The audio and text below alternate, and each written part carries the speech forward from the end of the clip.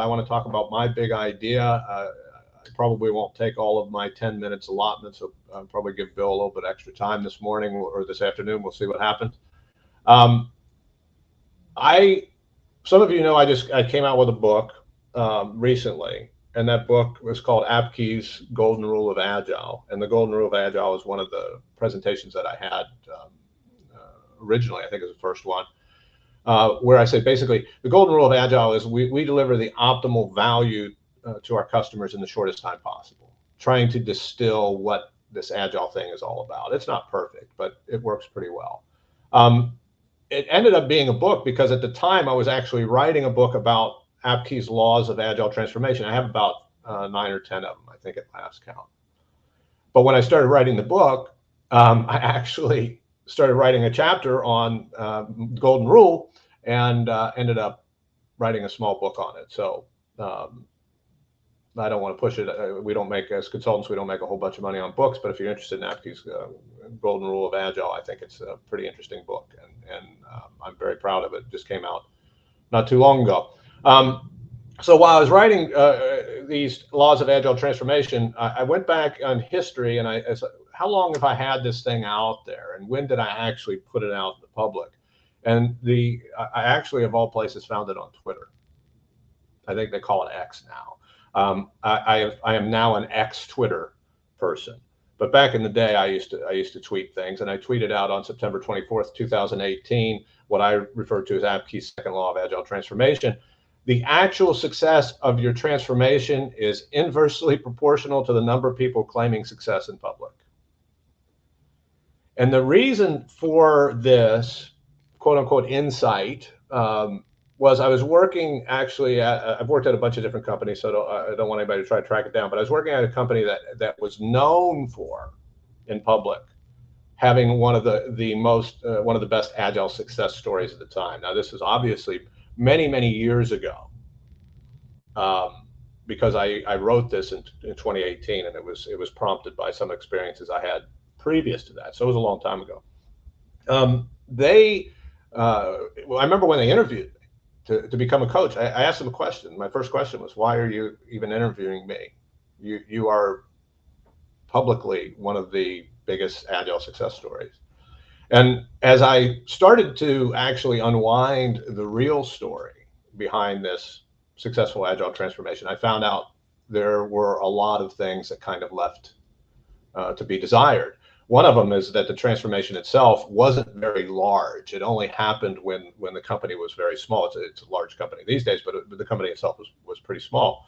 I think the total number of developers was something in the neighborhood of 50 to 100. Which for a lot of Agile coaches and people in the Agile world, that's not a huge transformation. Again, as you started to unwind it, it just became more and more that this wasn't really that successful transformation. When I went and worked with them, I realized that the transformation really didn't go as smoothly and as well and as deep, et cetera, as it claimed to be. And this came up to me recently, because I think there's a lot of folks referring to something that I see online as the death of Agile. And the word Agile sometimes has a bad connotation. I talk with a lot of coaches on this show and outside of this show. And we kind of hand wring over this concept that is Agile dying. There's a lot of Agile coaches who have been let go. The famous Capital One, where they showed all the Scrum Masters at the door not too long ago. What's happening in the world of Agile?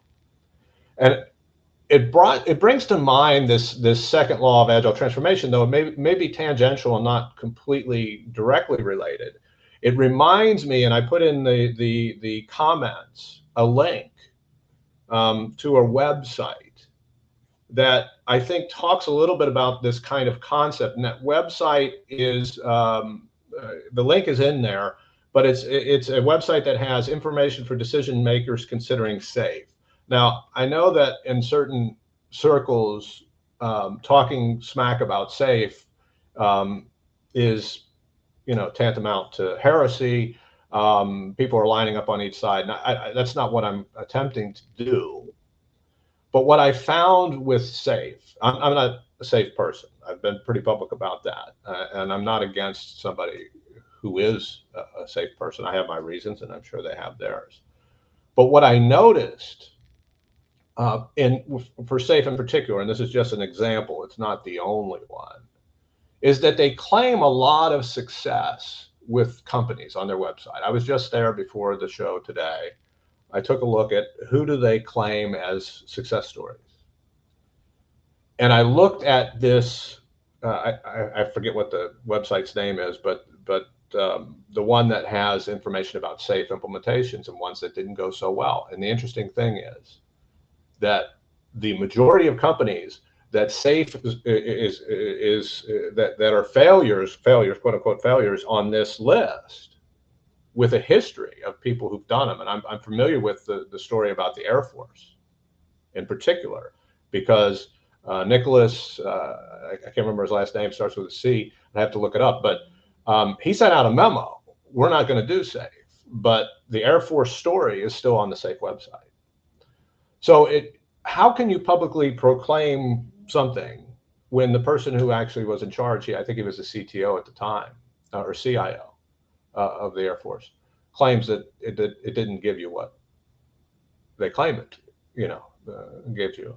And to me, that's problematic. And I see it a lot, I think, sure, it's rampant everywhere else. This is where I spend my time. So for me, it's important, and it's probably my bias, because that's all I see. There's a lot of people who claim victory, I suppose, when it doesn't really happen. But I see it in the Agile world, and it concerns me because I think that there's so many people claiming so many wonderful things in the Agile world publicly and very, very voraciously and loudly.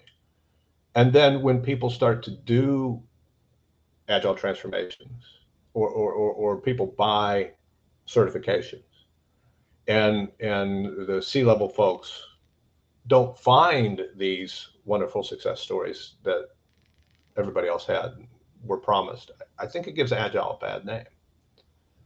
And I think we have to be careful. I think we in the Agile world, I talk a lot about the Agile world, and I'm sure that with the guests here, I can't see who's all here, but I'm assuming that there's some coaches here.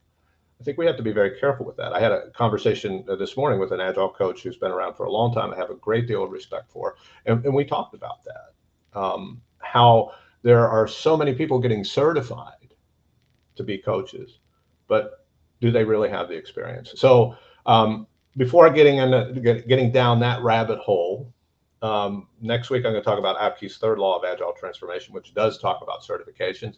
And I as my ex-boss used to say, I expect it to be spicy for some people, because I'm going to make a claim about certifications that some folks are not going to appreciate. So you might want to stay tuned for that.